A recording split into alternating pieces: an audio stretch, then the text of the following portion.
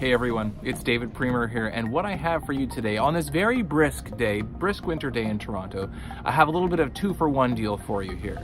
And you know, on this channel, two of the topics I love discussing most are messaging and discovery. And what I have now is I have a messaging tactic that you can bring into your customer discovery conversations. Now, one of the things that is a kind of a common theme that permeates sales of all good sellers is that they are able to create one thing for their customers, which is clarity.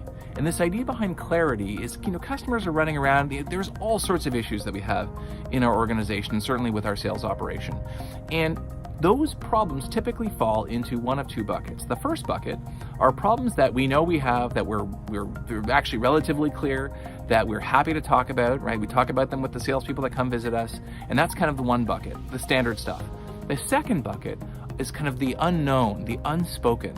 These are issues that we have within our organization, but we don't talk about them for one of two reasons. Number one, they might be embarrassing. We don't want to admit to someone else, never mind a seller who we barely know and maybe we don't even trust, that we have this problem.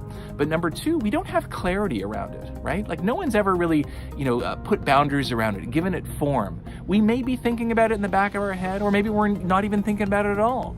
And the best sellers are the ones that come in and help drive that clarity for their customers.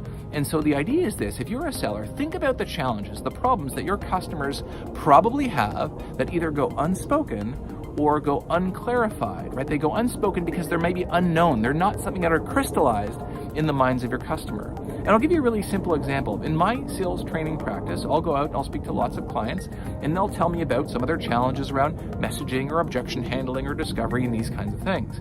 One of the concepts that I talk a lot about, and I actually created a video on this, I'm going to link it up in the cards above here, is a concept I call experience asymmetry.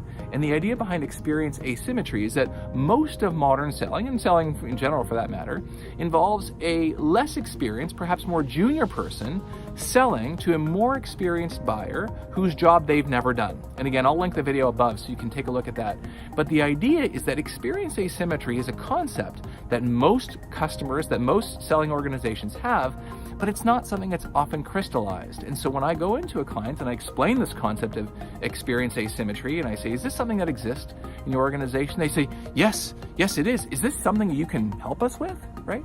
And not only, I'm happy to do that stuff, but not only does it provide clarity for the client, but because you provided that clarity as the seller, you are the one that gets to take ownership of that problem and the ownership of the solution, right? You're building trust, you're building affinity, because not only does the customer know that you've seen that problem before and can hopefully help them, but you've been able to clarify it, to crystallize it in their mind, and that creates a ton of value.